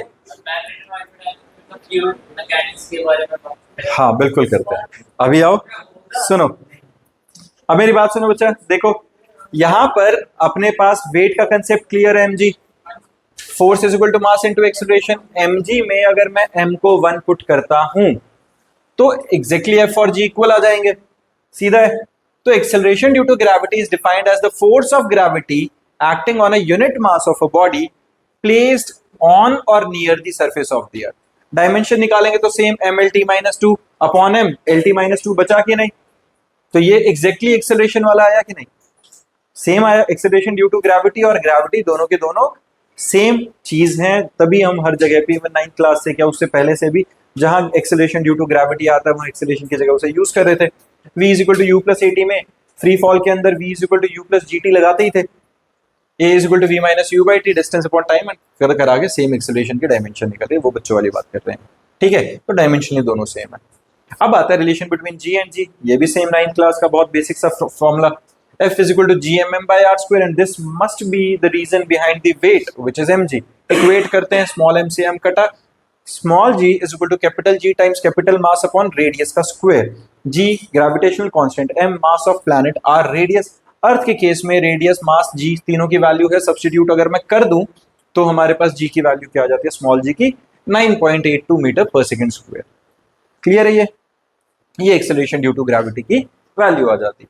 इसके बाद का जो हमारा टॉपिक है बच्चा, variation of acceleration due to gravity, बहुत ज्यादा रिलेवेंट. ये एग्जाम में डेरिवेशन, एग्जाम में कंसेप्ट, किसी भी कॉम्पिटिटिव के अंदर क्वेश्चन देखोगे तो इसी से रिलेटेड भरा हुआ मिलेगा. बच्चे अपना टॉपिक है variation of acceleration due to gravity. Variation of acceleration due to gravity का एग्जैक्ट मतलब क्या है कि ग्रेविटेशनल पुल में चेंज आएगा. अगर मैं तुम्हें एक सिंपल बात पूछूं, मेरे पास दो अलग अलग मासेस के ऑब्जेक्ट हैं, मान लो सिंपल सा यही रखते हैं. ये देखो, ये मान लेते हैं क्योंकि ऑलमोस्ट शेप सिमिलर है ना. शेप सिमिलर होने का मतलब, साइज सिमिलर होने का मतलब एयर रेजिस्टेंस बराबर लगेगी. मैं इन दोनों ऑब्जेक्ट्स को अगर ड्रॉप करता हूं तो कौन सा ऑब्जेक्ट पहले नीचे आएगा? हल्के वाला. ये हल्का, भारी वाला. मतलब तुम्हारे हिसाब, वो बच्चा बोल रहा है जिसके वेट में डिफरेंस के हिसाब से जो हेवियर मास ऑब्जेक्ट है वो ज्यादा जल्दी नीचे आएगा. आदि भाई साहब कह रहे हैं सेम आएगा, है ना. और किसी को है इसके, अगर मैं दो डिफरेंट मासेस के ऑब्जेक्ट को, ये हॉलो है अंदर से दिख ही रहा है, खाली और हल्का ही काफी, ये बॉल कंपैरेटिवली भारी है, मैं इन दो ऑब्जेक्ट्स को अगर नीचे गिराता हूं तो कौन सा ऑब्जेक्ट पहले नीचे गिरेगा? भारी वाला. उस बच्चे ने भी कहा भारी वाला. और सेम, और कौन कह रहा है सेम? सेम ही कह रहे हैं, बाकी ज्यादातर बच्चे सेम कह रहे हैं. जो भारी वाला कह रहा है उस बच्चे ने अपना प्रोजेक्टाइल वाला लेक्चर लगाया नहीं था. अगर तुमने लगाया था तो तुझे याद नहीं है, नहीं लगाया था, उस टाइम पे ज्वाइन नहीं किया. हमने प्रोजेक्टाइल मोशन के टाइम पे भी, याद करो, एक कंसेप्ट किया था कि अगर एक ऑब्जेक्ट ऊपर से नीचे गिरता है तो irrespective of masses, irrespective of horizontal velocity, वो हर बार सेम टाइम पे आके नीचे गिरते हैं. इवन अगर मैं एक बॉल को आगे की तरफ इनिशिएट करूं और एक को सिर्फ ड्रॉप करूं, डिफरेंट मासेस हैं लेकिन सेम हाइट से हैं, तो भी दोनों सेम टाइम पे आके गिरेंगे. अगर मैं दो डिफरेंट मासेस को गिराता हूं तो दोनों के दोनों बिल्कुल एक टाइम पे नीचे आते हैं. क्यों? क्योंकि दोनों एक फोर्स के इन्फ्लुएंस में नीचे आ रहे हैं, जिसको हम क्या कह रहे हैं? ग्रेविटेशनल पुल और acceleration due to gravity. Acceleration due to gravity के अंदर, जैसा हमने पिछले टॉपिक के अंदर अपना पूरा वैल्यू निकाली थी, जी की वैल्यू क्या निकली थी? Acceleration due to gravity is G M by R square. अब यहां पे कैपिटल जी क्या है? Gravitational constant. कैपिटल एम क्या है? मास ऑफ अर्थ. आर क्या है? Radius of earth. क्या पूरे इस फॉर्मूला में कहीं पर भी मास ऑफ ऑब्जेक्ट है? क्या इस फॉर्मूला में कहीं मास ऑफ ऑब्जेक्ट है? अगर मास ऑफ ऑब्जेक्ट है ही नहीं, इसका मतलब हल्का हो, भारी हो, बहुत भारी हो, क्या मास से लगने वाले एक्सेलरेशन ड्यू टू ग्रेविटी या ग्रेविटेशनल पुल पे कोई फर्क पड़ेगा? क्या उससे उस पे कोई इंपैक्ट आ रहा है? अब देखो, अगर मैं टाइम पीरियड की बात करूं, देखो ग्रेविटेशनल पुल पे फर्क आएगा. क्यों? F is equal to mg. तो यहां पे मास ऑफ ऑब्जेक्ट है तो ग्रेविटेशनल फोर्स बेशक इंपैक्ट डाले, लेकिन अगर मैं टाइम पीरियड को निकालता हूं तो टाइम पीरियड का हमारे पास formula v is equal to U plus A T, S is equal to U T plus half A T square, या V square minus U square is equal to 2s. उसके अंदर t है नहीं. इन दोनों relation में कहीं पर भी f है, कहीं पर भी m है. ये हम 9th क्लास से पढ़ते आ रहे हैं इक्वेशंस. और इसके अंदर कहीं पर भी मास के साथ टाइम पीरियड का रिलेशन है ही नहीं. टाइम पीरियड डायरेक्टली किसके साथ रिलेटेड है? टाइम पीरियड डायरेक्टली रिलेटेड है एक्सेलरेशन के साथ. और in case of free fall, in case of gravitational pull, acceleration due to gravity हो जाता है. दैट मीन्स अगर तुम भारी ऑब्जेक्ट, हल्के ऑब्जेक्ट, जिस तरह के जितने मर्जी वेट डिफरेंस, मास डिफरेंस वाले ऑब्जेक्ट्स को नीचे गिराओ, हर कोई सेम टाइम में ही आके नीचे गिरेगा. और एक्सेलरेट होने का मतलब भी क्या है कि एक ऑब्जेक्ट को अगर मैं ड्रॉप कराता हूं और पहली बारी में जब वो ड्रॉप करा इनिशियल वेलोसिटी 0, मैं for the time being g को 9.8 की जगह 10 मीटर पर सेकेंड स्क्वायर ले रहा हूं सिर्फ समझाने के लिए कि कैलकुलेशन आसान है। तो एक सेकंड बाद उस ऑब्जेक्ट की वेलोसिटी कितनी होएगी? 10 मीटर पर सेकेंड। अगले एक सेकंड के बाद 20 मीटर पर सेकेंड, और अगले एक सेकंड के बाद 30 मीटर पर सेकेंड। और जैसे जैसे वो नीचे गिरता जाएगा ये डिस्टेंस भी ज्यादा होता जाएगा, क्योंकि वो एक्सिलरेट करता हुआ है। ये बात समझ में आई है? लेकिन मास पे कोई फर्क नहीं पड़ेगा। ये क्लियर है? ये जो मैंने अभी कहानी सुनाई है ये सिर्फ तब तक सच है अगर हम एक लेवल की बात करते हैं। एक लेवल मतलब अगर मैं अर्थ सरफेस की बात कर रहा हूं तो अर्थ के उसी सरफेस पे रहेंगे।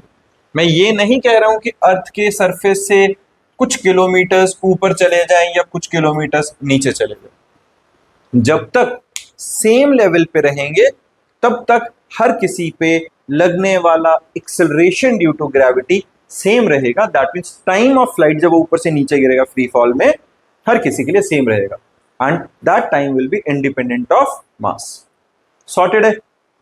क्लियर है? इसके बाद हमारे पास अगर इसका एक बहुत बेसिक सा एग्जांपल है, हम 9th क्लास के बच्चों को मैं करके दिखाता हूं तो वो तुमने भी अगर नोटिस किया हो देखा होगा भी कि अगर मैं एक पेज को और एक नोटबुक को नीचे गिराऊं, जैसे मेरे पास यहाँ पे फाइल है, मैं दिखाता हूं। मेरे पास अगर एक पेज है और एक ये फाइल है, फाइल के अंदर काफी सारे पेजेस हैं, ऑलरेडी टेस्ट पेपर्स हैं, तो दिख रहा है कि ये भारी है। अगर मैं इन दोनों को नीचे गिराऊंगा तो कौन पहले गिरेगा? कौन पहले गिरेगा? ऑब्वियस है फाइल नीचे गिरेगी, है ना? पेपर स्लो गिरेगा। क्यों भाई? अभी मैंने कहा दोनों के लिए, दोनों के केसेस में जी सेम लग रही है, लेकिन यहां पर जब मैंने तुम्हें एग्जांपल दिया था तो मैंने समझाते हुए क्या बोला था? मैंने एक रेफरेंस के लिए बोला था तो कि दोनों बॉल्स, दोनों के दोनों का शेप और वॉल्यूम ऑलमोस्ट, मतलब वॉल्यूम तो अंदर वाली वॉल्यूम नहीं, ओवरऑल जो इसका शेप है, सरफेस एरिया वो सेम है। अगर सरफेस एरिया सेम है तो दोनों पे लगने वाली एयर रेजिस्टेंस भी सेम है।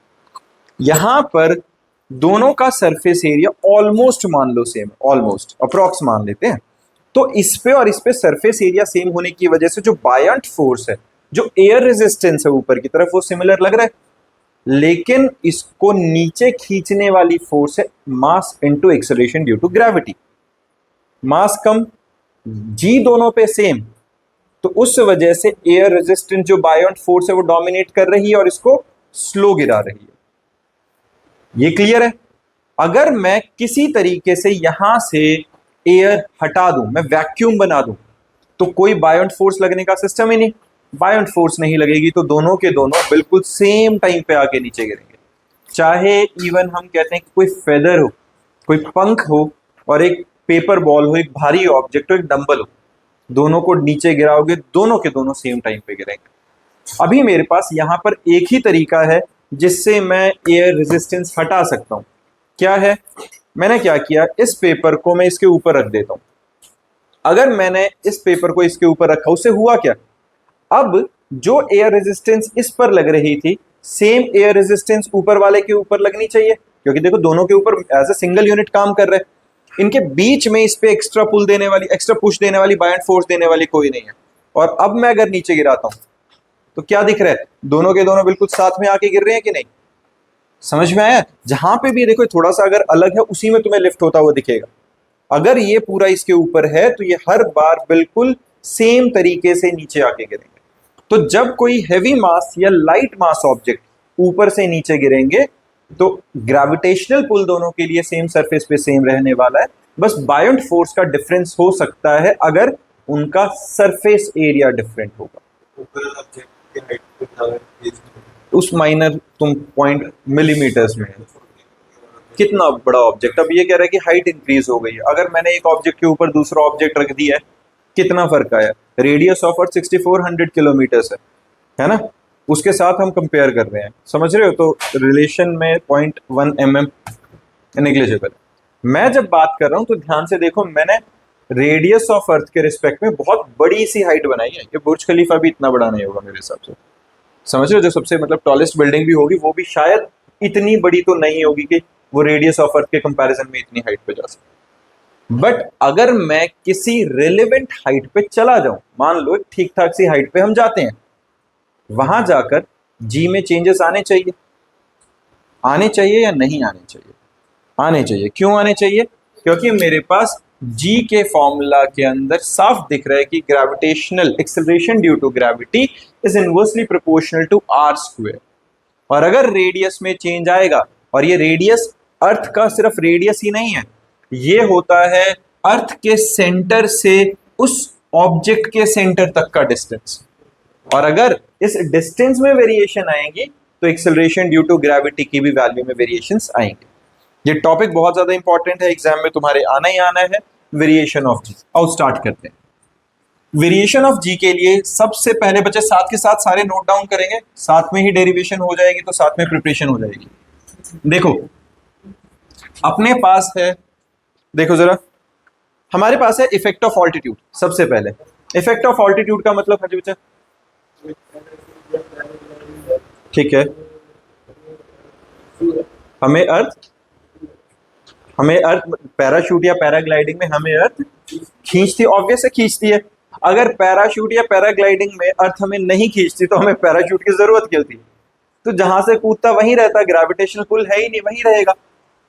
पैराशूट का काम ही ये है कि जो अर्थ जब तुझे नीचे खींच रही है तो उसके अगेंस्ट एयर के थ्रू लगने वाली बायोंट फोर्स को बढ़ा देना। पैराशूट काम क्या कर रहा है? एक बड़ा सा इस तरीके से एक सरफेस दे रहा है तेरे ऊपर। अब इतने सारे, तू बहुत पतला सा है लेकिन इतने बड़े सरफेस एरिया को अगर एयर ऊपर की तरफ अप थ्रस्ट देगी तो तेरे मास को काउंटर करेगी। अब नीचे ही उतरना है तो 100% काउंटर तो नहीं चाहिए, है ना। और रेजिस्टेंस देखो, एयर रेजिस्टेंस कब देगी? जब वो मोशन नीचे को रहेगा। ग्रेविटेशनल पुल नीचे खींच रही है तुम्हें, बायंट फोर्स ऊपर की तरफ धक्का मार रही है, ओवरऑल नेट रिजल्टेंट डाउनवर्ड है, तुम धीरे धीरे धीरे धीरे करके नीचे आओगे। क्लियर है ये? ठीक है ना। अब हम बात करें बच्चे इफेक्ट ऑफ ऑल्टीट्यूड। देखो इफेक्ट ऑफ ऑल्टीट्यूड के अंदर हमने क्या बात करी कि यहां पर अर्थ है, इसका सेंटर पॉइंट यहां पे अर्थ के सरफेस से रेडियस आ गया आर। अब ऑन सरफेस बच्चे देखो, कहानियां नहीं लिखूंगा मैं, वो ऑब्वियसली तुम्हें पता चल रहा है। Let us consider earth to be a sphere of mass m, radius r with the centre o and small, ये जो g है, be the acceleration due to gravity at the point a on the surface of the earth। क्या बात करी है मैंने? इस point पे जो g की वैल्यू है वो क्या निकलेगी? gm/r²। किसी को दिक्कत है इसमें? सीधा सा है। अब मैं यहां से अगर h हाइट पे चला जाता हूं, ये क्या किया, ये b पॉइंट पे h हाइट पे चला गया, तो यहां एक्सेलरेशन ड्यू टू ग्रेविटी की वैल्यू क्या आ गई है? g' आई कि नहीं? अगर g' वैल्यू आई है तो देखो g' का रिलेशन क्या आएगा? gm/r+h²। आना चाहिए कि नहीं? ना ग्रेविटेशनल कांस्टेंट में चेंज आया, ना मास ऑफ अर्थ में चेंज आया, सिर्फ चेंज किस चीज में आया? Distance between the centre of the two objects, earth के सेंटर में और ऑब्जेक्ट के सेंटर के बीच का डिस्टेंस। g r+h हो गया कि नहीं? ये बात समझ में आई है? h क्या है? अर्थ के सरफेस से जितनी हाइट पे हम चले गए, जिस ऑल्टीट्यूड पे हम चले गए। डन है। तो यहां पे मेरे पास जो g' की वैल्यू है वो gm/r+h² आया। अब एक काम करते हैं, दोनों को हम डिवाइड कर लेते हैं। जब मैंने इन दोनों को डिवाइड किया, g' is equal to gm/r+h² divided by gm/r²। ये कट गया, r²/r+h²। ऐसा कुछ आया कि नहीं? किसी बच्चे को इसमें दिक्कत है? सिंपल चीज है ये। हाँ जी, किसी को यहां तक परेशानी है? सिंपल, मैंने क्या किया, g' और g की वैल्यू निकाली, दोनों को डिवाइड किया, मुझे कंपेयर करना है तो डिवीजन का बेस्ट तरीका रहेगा g' is equal to r²। नीचे मैं एक काम करता हूं, r² कॉमन ले लेता हूं, तो 1+h/r का होल स्क्वायर लिख सकता हूं ऐसे। r² से r² कट गया, या 1+h/r raise to the power -2, और g' is equal to g times 1+h/r raise to the power -2। इस रिलेशन में अब हम यूज करेंगे बाइनोमियल थ्योरम। बाइनोमियल थ्योरम ने क्या कहा था बच्चा? अगर मेरे पास कभी a + b की पावर -n है, पावर में नेगेटिव या फ्रैक्शन आ जाता है, तो ये पावर सेकेंड टर्म के साथ डायरेक्टली मल्टीप्लाई कर देते हैं। एक्चुअल तो बाइनोमियल थ्योरम मैथ्स में हमने करी हुई है, उसका पूरा एक्सपेंशन खुलता है, लेकिन पावर नेगेटिव या फ्रैक्शन में होती है तो सिर्फ पहली ही टर्म कंसीडरेबल होती है, उसके बाद इतनी छोटी होती जाती है कि वो नेग्लिजिबल होती है। तो इसका सीधा सा शॉर्टकट अगर हम याद करें तो क्या है, पावर डायरेक्टली सेकेंड टर्म से मल्टीप्लाई हो जाती है और सीधा आंसर ऐसा आता है। तो ये जो -2 है ये सीधा यहाँ पे मल्टीप्लाई होगी और हमारा क्या बन जाएगा, अपने पास g डैश की वैल्यू आ गई है g टाइम्स 1 - 2h/r। डन। अब यहाँ एक चीज पे ध्यान दो, 1 में से कोई फ्रैक्शन घट रहा है, 1 में से कोई वैल्यू कम हो रही है, माइनस हो रही है, तो ओवरऑल ये वैल्यू 1 से छोटी बन गई। इसका मतलब जो g डैश आएगा हमारा ये g से छोटा आ जाएगा। क्लियर है ये हमारा हमने रिलेशन ड्राइव कर दिया यहां तक। ये क्लियर है बच्चा, सबको पता चल गया ये g dash is equal to g times 1 - 2h/r। The value of g, value of acceleration due to gravity decreases with height, value of acceleration due to gravity decreases with height. जितना ज्यादा, हाँ जी बच्चा, 1 - 2h/r कैसे आया, हमारे पास 1 + h/r था raise to the power -2, यहां तक क्लियर था। अब बायनॉमियल थ्योरम के अकॉर्डिंगली क्या होता है बच्चा, अगर नेगेटिव पावर होती है तो वो डायरेक्ट सेकंड टर्म से मल्टीप्लाई करता है। ये बायनॉमियल एक्सपेंशन नेगेटिव पावर्स और फ्रैक्शन पावर्स के अंदर अप्लाई कर सकते हैं, सिर्फ एक ही टर्म खुलेगी, इसको सीधा यहाँ पे मल्टीप्लाई करते हैं। तो -n अगर मल्टीप्लाई होता है या -2 मल्टीप्लाई हुआ तो -2h/r बन गया। अब 1 में से कुछ कम हो रहा है तो ये फ्रैक्शन लेस देन 1 है, that means g dash is less than g। Sorted, clear है। That means acceleration due to gravity decreases when we go to certain height from the surface of the earth। Clear है ये। अब g dash is equal to, अब एक बात देखो, अगर मैं क्या बात कर रहा हूं कि मैं r रेडियस के बराबर वाली ही हाइट पे चला जाऊं तो g में कितनी वेरिएशन आएगी। मैंने क्या बात करी, मैं बात कर रहा हूं यहां पे एक स्पेशल केस बना रहे हैं सिंपल, कि अगर अर्थ के सरफेस से ये जो h है मैं r तक ले जाऊं, मतलब h r तक चला जाए, तो अब नई gravitational acceleration due to gravity जो आएगी उसकी वैल्यू क्या मिलेगी। क्वेश्चन समझ में आया है। मैंने क्या बात करी कि h हाइट है जो वो r के बराबर हो जाए, जितना रेडियस था उतना ही ऊपर चला जाए। तो सिंपल क्या करना है बच्चे, इसके अंदर फॉर्मूला में वैल्यू डाल देते हैं जो रिलेशन था हमारे पास, यहां पर r + r आ जाएगा, आएगा कि नहीं g डैश, तो ये बना gm/2r का whole square, that is 4r²। इनको डिवाइड करेंगे gm से, gm r² से r² कटेगा कि नहीं, तो g dash by g is equal to कितना बनेगा हमारा, g डैश बाय g 1/4 बनेगा, तो g dash is equal to g/4। ये सीधा रिलेशन हमें मिल जाएगा। क्लियर है, ठीक है बच्चे, ये नोट डाउन करो फटाफट से। नोट डाउन कर लिया बच्चे, क्लियर है यहाँ तक। अब इसके बाद हमारे पास आता है, देखो एक ये क्वेश्चन है बच्चे, बहुत प्यारा सा क्वेश्चन, और इस टाइप के क्वेश्चन इजी होते हैं काफी, मिल जाएंगे तुम्हें उसमें भी, अपने एग्जाम्स में भी मिल जाएंगे। एनसीईआरटी की बुक के अंदर बहुत अच्छे अच्छे से क्वेश्चन है। बाकी अगर हेल्प बुक से कर लो, प्रदीप से है, मॉडर्न एबीसी, एचसी वर्मा, कहीं से भी जितने हो सके ग्रेविटेशन के क्वेश्चंस लगा लेना एग्जाम में, इसमें से न्यूमेरिकल मिलेंगे। How much above the surface of the earth does G reduces to 36% of its value on the surface of the earth, r is equal to 6400 kilometre. क्या समझ में आया, मैं अर्थ के सरफेस से कितनी हाइट पे जाऊं कि जो हमारे एक्सेलरेशन ड्यू टू ग्रेविटी की वैल्यू है इट रिड्यूसेस टू 36%, मतलब जितनी अब है उसकी 36 रह जाए, उसकी 36% रह जाए। यही बात हुई कि नहीं, हमारे पास क्या आ गया कि जो हमारे पास अभी g की वैल्यू है उसका सिर्फ 36% रह जाएगी। तो हम कर सकते हैं कि नहीं, हमने क्या कहा, g की वैल्यू थी gm/r², g डैश की वैल्यू है gm/r+h का होल स्क्वायर, है कि नहीं, सीधा है। और यहां पे g डैश क्या बोला गया है, 36% ऑफ g, यही बोला है, यही बोला है। और मुझे निकालना क्या है, h, तो मैं क्या करूं, वैल्यू सब्स्टिट्यूट कर देता हूं, gm/r+h का whole square is 36% of gm/r²। gm cancel हो जाएंगे, स्क्वायर रूट ले लेते हैं तो क्या बनेगा, 1/r+h is equal to 6/10 times r। Cross multiply करके रीअरेंज करके r की वैल्यू निकाल सकते हो कि नहीं। क्वेश्चन समझ में आया, बहुत सिंपल से क्वेश्चन है। फॉर्मूला खेलने मत भागना कि हाँ फॉर्मूला में वैल्यू डालें सीधा ये करें वो करें, लॉजिक लगाओगे तो बहुत इंटरेस्टिंग और इजी न्यूमेरिकल्स हैं इसके। सीधा सीधा हमारे पास वैल्यूज थी, जो वेरिएबल है उसकी वैल्यू हमने निकाली। क्लियर है बच्चा? इस टाइप के न्यूमेरिकल्स हैं, नोट्स में भी हैं और अदरवाइज भी तुम्हें क्वेश्चंस मिल जाएंगे, वो अटेम्प्ट करने हैं सबको।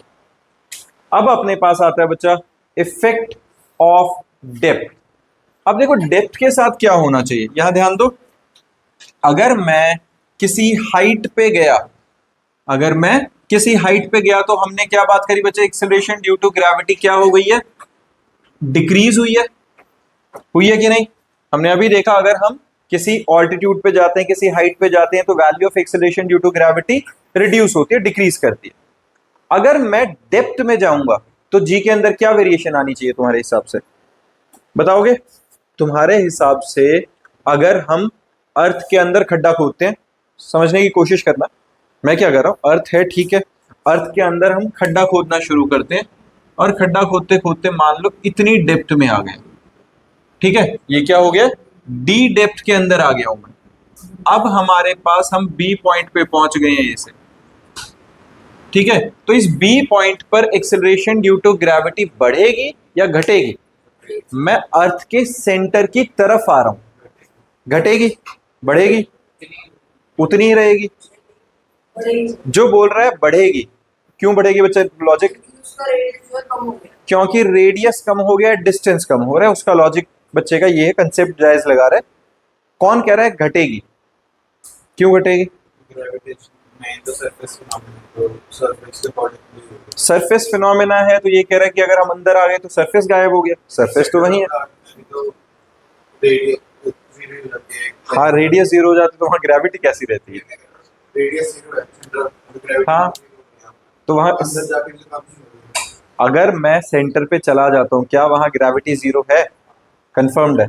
चलो ये वाला पॉइंट है, इसका कंसेप्ट क्या लगा रहा है बच्चा कि अगर मैं सेंटर ऑफ अर्थ के ऊपर जाऊंगा, सेंटर पे जाके acceleration due to gravity zero हो जाती है, तो रिड्यूस हो रही है, तो उस फैक्टर के हिसाब से यहाँ कम हो रही होगी। और एक बच्चे ने कहा था सेम रहती है, तो सेम क्यों रहती है भाई? नहीं सर, क्योंकि अंदर जा रहा है, जैसे मान लो एक लेयर अंदर गया, हाँ रेडियस कम हो गया, हाँ, एक लेयर और अंदर गया तो और रेडियस कम हो गया, है ना? अब देखो इसने, अंश भाई साहब ने ही अभी कहा था कि जी की वैल्यू क्या हो रही है, कम हो रही है। जी का फॉर्मूला सीधा सीधा है G M by R square. अगर रेडियस घटेगा तो एक्सेलरेशन ड्यू टू ग्रेविटी बढ़ना चाहिए।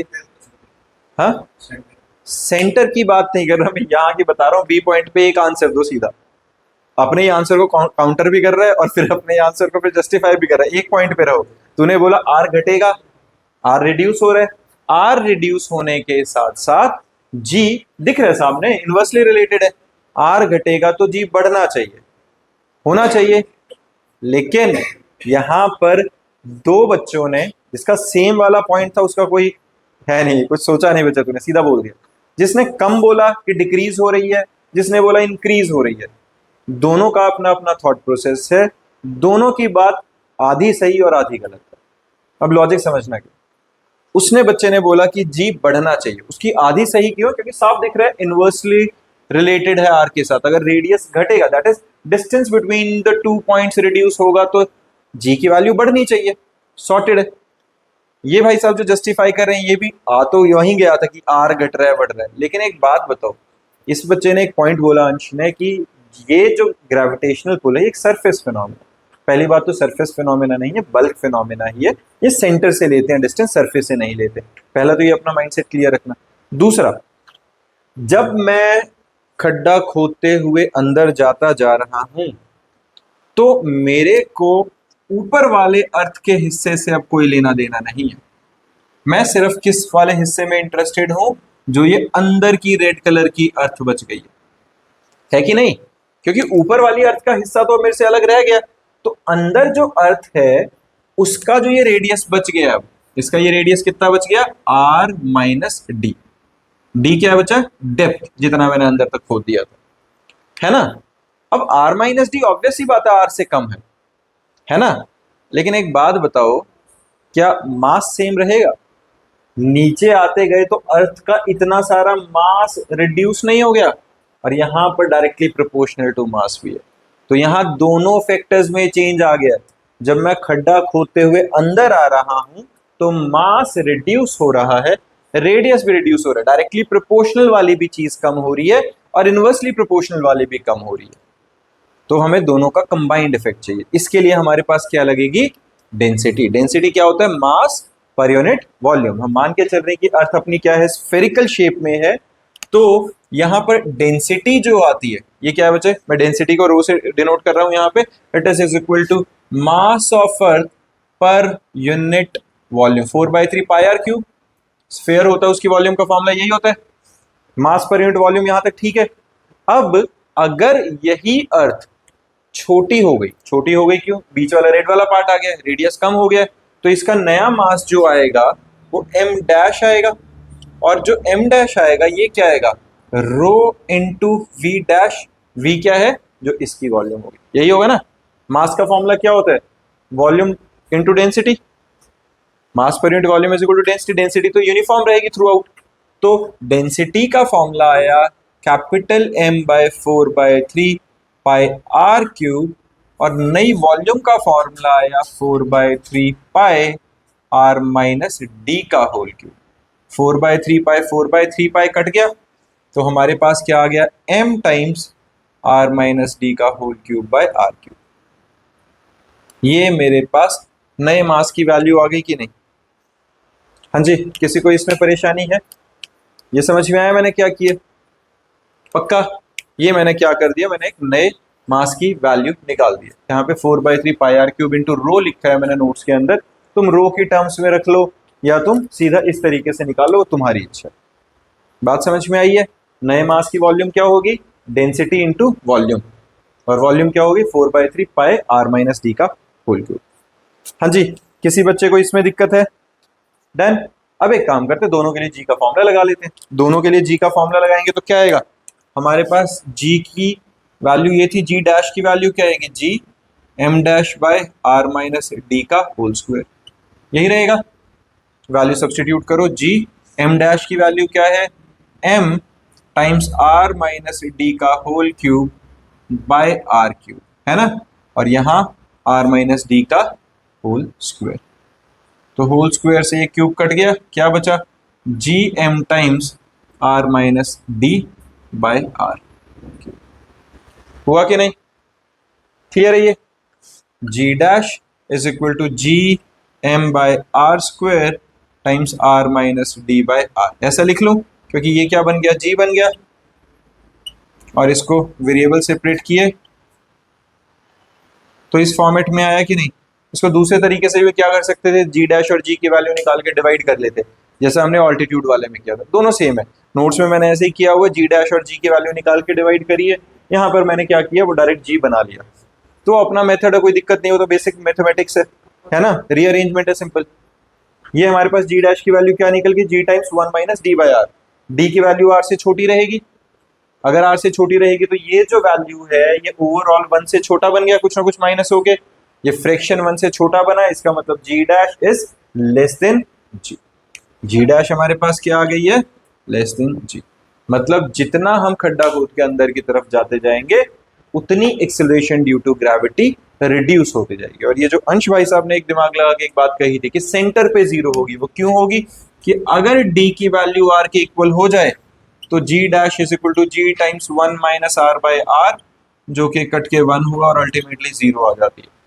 Acceleration due to gravity at centre क्या हो जाती है? शून्य। समझ में आई ये बात? क्लियर है? पक्का बच्चे? चलो, तो यहां से value of acceleration due to gravity decreases, ठीक है, विद द डेप्थ, और एट सेंटर जी की वैल्यू जीरो हो जाती है। फिर आता है effect of shape of earth. अब शेप ऑफ अर्थ का क्या है भाई? हमने जो ये दोनों डेरिवेशंस करी हैं या अभी तक जो कर रहे हैं उसमें हम क्या मान के चल रहे हैं कि अर्थ क्या है? स्फीयर। बट हमें पता है अर्थ एक्चुअल में तो स्फेरिकल शेप का नहीं है, अलग सा शेप है उसका। और अलग से शेप के अंदर क्या है? रेडियस अलोंग इक्वेटर ज्यादा है as compare to radius along poles. Radius along equator ज्यादा है रेडियस अलोंग पोल्स। तो मास तो सेम रहेगा, acceleration due to gravity inversely proportional है आर स्क्वायर के। तो जहां आर स्क्वायर की वैल्यू ज्यादा है वहां पर जी की वैल्यू कम होनी चाहिए कि नहीं? मतलब इक्वेटर पे एक्सेलरेशन ड्यू टू ग्रेविटी कम हो जाती है पोल्स के comparatively. The value of acceleration due to gravity increases as we go from equator to poles. ठीक है, ये बात समझ में आई है? पक्का समझ में आई है? चलो अच्छा, मुझे एक बात बताना, एक सिंपल एक मैं क्वेश्चन पूछता हूं। तुम ना हिमालयास पे गए, वहां पे तुमने देखा एक बाबा जी सोना बेच रहे थे, एक बाबा जी सोना बेच रहे थे। तुम बहुत अमीर लोग, 1 किलो सोना खरीद लिया। अब तुमने 1 किलो सोना खरीदा और तुमने आके इक्वेटर पे बेचा और उसी बाबा जी के पास छोड़ा। अच्छा, तुम्हें वहीं छोड़ा। चलो, आर्ट्स लेने वालों को तो छोड़ ही आएंगे। सुनो जरा, मेरी बात सुनो एक बारी। 1 किलो सोना तुमने कहाँ खरीदा? पोल्स पे। आकर बेचा इक्वेटर पे। पोल्स पे खरीदा, मान लो, आकर बेचा इक्वेटर पे, तो फायदा हुआ या नुकसान हुआ? फायदा हुआ या नुकसान हुआ? फायदा हुआ है। नुकसान हुआ है, क्यों? भारी खरीदा था, हल्का बेच दिया।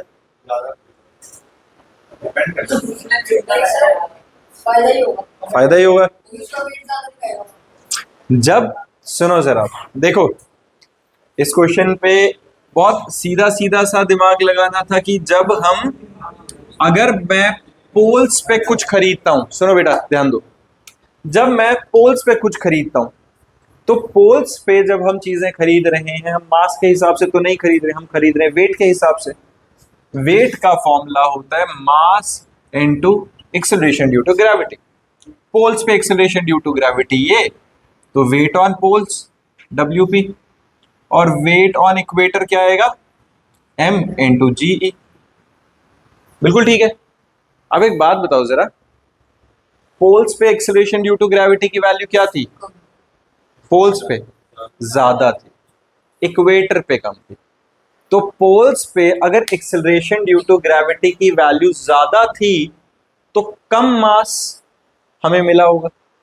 अगर दो चीजों का प्रोडक्ट कांस्टेंट रखें, समझ के देखना, वेट मुझे 1 kg चाहिए, अगर ये 9.8, ऐसी फालतू बात कर रहा हूं, उसको सच्ची में मत मान लेना कि 9.8 का 10 हो जाता होगा, इतना नहीं होता है, लेकिन मान लो कि 9.8 की जगह 10 हो गया वहां पे, तो कम m से मल्टीप्लाई होके 1 kg वेट बन जाएगा।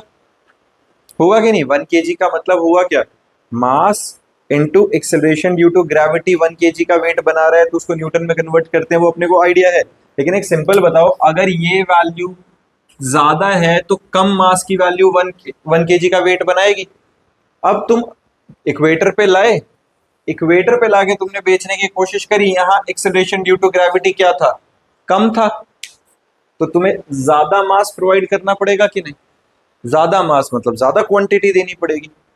तुम लाए थे 1 किलो सोना, बेचते वो 1.1 देना पड़ गया, तुम्हें नुकसान हो गया। तो समझदारी क्या है? इक्वेटर से लेके जाके पोल्स पे बेचो। समझ में आई है? आर्ट्स वाले भाई साहब, क्या करना है? इक्वेटर से खरीदना है, पोल्स पे बेचना है। ठीक है, वो कह रहा था टाइम वेस्ट हुआ, टाइम वेस्ट नहीं हुआ है, फायदा कमाना है। ठीक है, समझ में आया? अच्छा, नेक्स्ट सुनो बच्चे। उसके बाद है effect of latitude due to rotation of earth. देखो, due to rotation of earth की डेरिवेशन नहीं है, बट ऑब्वियस है रोटेशन की वजह से फर्क पड़ेगा। अब बच्चे ध्यान देना एक बार, रोटेशन ऑफ अर्थ का क्या कंसेप्ट है? अगर अर्थ, देखो अर्थ अगर क्या रोटेट कर ही रही है, अपने को पता है, ये सिर्फ फॉर्मूला नोट डाउन करेंगे, रोटेशन ऑफ अर्थ की डेरिवेशन नहीं है, पर फॉर्मूला पता होना चाहिए। अर्थ जब रोटेट कर रही है, तो देखो यहां पर और यहां पर ये दो अलग अलग प्लेन्स बन रहे हैं, है ना? यहां से अगर मैं एक एंगल बना रहा हूं लेमडा, बच्चे ध्यान दो यार, ऐसे डिस्ट्रैक्ट मत। ये क्या है? लेमडा। सेंट्रल, ये जो हमारा हॉरिजॉन्टल प्लेन है उसके कंपैरेटिवली जिस पॉइंट पे ऑब्जेक्ट है अभी, तो यहां से ये एंगल क्या बना रहा है? लेमडा। अब इस लेमडा के रेस्पेक्ट में omega angular velocity g dash की वैल्यू क्या आ रही है? G dash is equal to g minus r radius omega angular velocity का स्क्वायर कॉस स्क्वायर लेमडा। हमारे पास जी की वैल्यू हमेशा क्या रहेगी? इस पॉइंट की जो जी डैश रहेगी वो हमेशा जी से कम रहेगी। इक्वेटर के कंपैरेटिवली इस पॉइंट पे अगर किसी एंगल पे और एंगुलर वेलोसिटी होगी तो वहां पर हमारे पास एक्सेलरेशन ड्यू टू ग्रेविटी की वैल्यू हमेशा कम रहने वाली है। सिर्फ फॉर्मूला पढ़ना, ठीक है? हेमिस्फेयर में नहीं, मतलब अगर मैं किसी, अर्थ के किसी और पॉइंट की बात कर रहा हूँ। वर्टिकल और हॉरिजॉन्टल की जो बीच का है, हाँ, वहां पे कम रहेगी, पोल्स पे तो ऑब्वियसली फिर अलग ही जाएगी। वो रोटेशन का इम्पैक्ट है, ओवरऑल नेट इम्पैक्ट की बात नहीं कर रहे हैं। अब हमारे पास इसके बाद आता है बच्चा gravitational field, intensity of gravitational field. देखो जरा, ग्रेविटेशनल फील्ड क्या होता है? फील्ड समझ में आती है क्या होती है? फील्ड पता है? फील्ड क्या होता है बच्चा? जैसे मैग्नेट है, अगर मान लो मेरे पास यहाँ पे लेट अस अज्यूम ये मैग्नेट है, हाथ पे मैंने रखा हुआ, तो मैं कह रहा हूँ इसके आसपास मैग्नेटिक फील्ड है। मैं इसके आसपास किसी दूसरे मैग्नेट को लेके आता हूं तो उसके ऊपर अट्रैक्टिव या रिपल्सिव फोर्स महसूस होगी। अगर मैं बहुत दूर चला जाता हूं तो महसूस नहीं होगी। क्यों? क्योंकि वो इसके इलाके से बाहर चला गया। It is the space around the magnet where its effect can be felt is said to be magnetic field of the magnet. Gravitational field भी तो ऐसे हुई, एक ऑब्जेक्ट के आसपास का वो इलाका जहां पर उस ऑब्जेक्ट की ग्रेविटेशनल फील्ड महसूस करी जा सके। अब मैं बात कर रहा हूं महसूस करी जा सके, कैसे महसूस करेंगे, है ना? महसूस करने वाला शब्द क्या है? तो यहाँ पे है it is a space around the material of a body in which gravitational pull can be experienced is called gravitational field. बिल्कुल परफेक्ट। लेकिन ग्रेविटेशनल पुल एक्सपीरियंस कैसे होगा? जैसे अब मैंने मैग्नेट का एग्जांपल लिया, तो मैग्नेटिक फील्ड को मैं तो नहीं एक्सपीरियंस कर पा रहा, ये मैं प्लास्टिक का ऑब्जेक्ट लेके आसपास घूम रहा हूँ, कुछ एक्सपीरियंस होगा? नहीं होगा। लेकिन अगर मैं यहाँ एक लोहे का ऑब्जेक्ट ले आता हूँ जो मैग्नेट की तरफ अट्रैक्ट होगा, उसको होल्ड करके रखने में या उसको मूव करने में मुझे कुछ एफर्ट डालना पड़ेगा। नजदीक आ रहा हूं तो ज्यादा जोर से पकड़ना पड़ रहा है, दूर जा रहा हूं तो थोड़ा इजीली पकड़ पा रहा हूं क्योंकि नजदीक उसके ऊपर अट्रैक्टिव फोर्स ज्यादा है। तो इससे हमें क्या पता चल रहा है? जब मैग्नेट के क्लोज आ रहा था तो इंटेंसिटी ज्यादा थी। ऐसे ही ऑब्जेक्ट के क्लोज आएंगे तो ग्रेविटेशनल फील्ड की स्ट्रेंथ ज्यादा है, ग्रेविटेशनल फील्ड इंटेंसिटी ज्यादा। दूर जाएंगे तो इंटेंसिटी कम है। इंटेंसिटी को डिफाइन कैसे कर रहा हूं मैं कर रहा हूं किसी यूनिट मास ऑब्जेक्ट को मूव करके लाते हुए मुझे जो एफर्ट लग रहा है उस फोर्स के अगेंस्ट, उसको इंटेंसिटी डिफाइन कर रहा हूं। डेफिनेशन पे ध्यान दो इसी चीज के लिए। Intensity of gravitational field, the intensity of gravitational field of a body at a point in the field is defined as the force experienced by the body of unit mass placed at that point provided the presence of unit mass does not disturb the original gravitational field। मतलब ये अगर मेरे पास एक object है, ये unit mass object है, इसको यहां लाने में, यहां होल्ड करने में जो मुझे एफर्ट करना पड़ रहा है, इस पर कोई ग्रेविटेशनल फोर्स लग रही है। यूनिट मास है तो पर यूनिट मास, इसकी वजह से इसकी फील्ड पे कोई फर्क ना पड़े, इस छोटे मास की वजह से इस हैवी मास ऑब्जेक्ट की फील्ड पे फर्क ना पड़े, तो उस वक्त फोर्स पर यूनिट मास जो लगेगा उसको हम क्या कह रहे हैं? Gravitational field intensity. डेफिनेशन पे ध्यान दो फिर से। The intensity of the gravitational field of a point at a body at a point in the field is defined as the force experienced by the body of unit mass placed at that point provided the presence of unit mass does not disturb the original gravitational field। तो intensity क्या हुआ? Force per unit mass. Force का formula Gm naught by x square. ये हमारा एक heavy mass object, इससे x के distance की मैं बात कर रहा हूं, तो वो एक्स स्क्वायर आ गया। फोर्स का formula Gmm by x square. m heavy mass object, m not unit mass object divided by m not से m नॉट कटा, तो इंटेंसिटी आ गया Gm बाय एक्स स्क्वायर। और यही x अगर सरफेस पे होता तो Gm by R square exactly gravitational acceleration due to gravity के बराबर बनता कि नहीं? तो acceleration due to gravity on surface exactly field की इंटेंसिटी को ही डिफाइन कर रही है। क्लियर है बात ये? ठीक है, ये हमारे पास आ गया बच्चे इंटेंसिटी। उसके बाद अगर इसको मैं वेक्टर फॉर्म में लिखता हूं तो क्या रहेगा? In vector form intensity is given by minus Gm by x square X cap. Direction बता रहे हैं सिर्फ, और नेगेटिव साइन शो कर रहा है कि gravitational intensity is attractive in nature. Gravitational force क्या अट्रैक्टिव है, तो उसके अगेंस्ट मुझे होल्ड करके रखना पड़ता है। तो मेरे एफर्ट के रेफरेंस में बात करें तो नेगेटिव आ रहा है वहां पे। I is inversely proportional to x square when x approaches to infinity intensity is zero. मतलब मैं अगर हैवी मास ऑब्जेक्ट से बहुत ही दूर चला जाऊं, अनंत डिस्टेंस पे चला जाऊं, तो वहां पर हमारी इंटेंसिटी क्या आ जाती है? जीरो। क्लियर है? सिंपल है ये। If the test mass m not is free to move at p it will be accelerated due to the force of attraction F. Let A be the acceleration. F is equal to m naught A. A is F by m naught. I is F by m naught. That is intensity is equal to A. तो मैंने अभी बताया कि exactly acceleration due to gravity था. कोई अगर object accelerate कर सके, फ्री टू मूव होगा, तो जिस एक्सेलरेशन के साथ मूव करेगा वो एग्जैक्टली न्यूमेरिकल इंटेंसिटी के इक्वल है. It means that the intensity of the gravitational field at a point in the gravitational field is equal to the acceleration of a test mass placed at that point. और अगर r पर है, surface पे ही रखा हुआ है, तो exactly वो एक्सेलरेशन ड्यू टू ग्रेविटी के इक्वल न्यूमेरिकली आ जाता है. Unit of intensity F by m newton per KG और मीटर पर सेकेंड स्क्वायर और डाइन पर ग्राम और centimetre per second square. Sorted है. डायमेंशन फॉर्मूला है LT minus 2, same as acceleration due to gravity. Clear बच्चे? यहाँ तक आज का हम टॉपिक वाइंड अप करते हैं. इसके साथ काफ़ी सारे तुम्हारे लिए न्यूमेरिकल्स खुल जाते हैं, जो नोट्स के अंदर भी हैं, जो हेल्प बुक्स के अंदर भी हैं. हर किसी बच्चे को ये न्यूमेरिकल्स और ये कंसेप्ट रिवाइज करके आना है. नेक्स्ट क्लास में इसके आगे के टॉपिक के साथ मिलते हैं. आज के लिए बाय.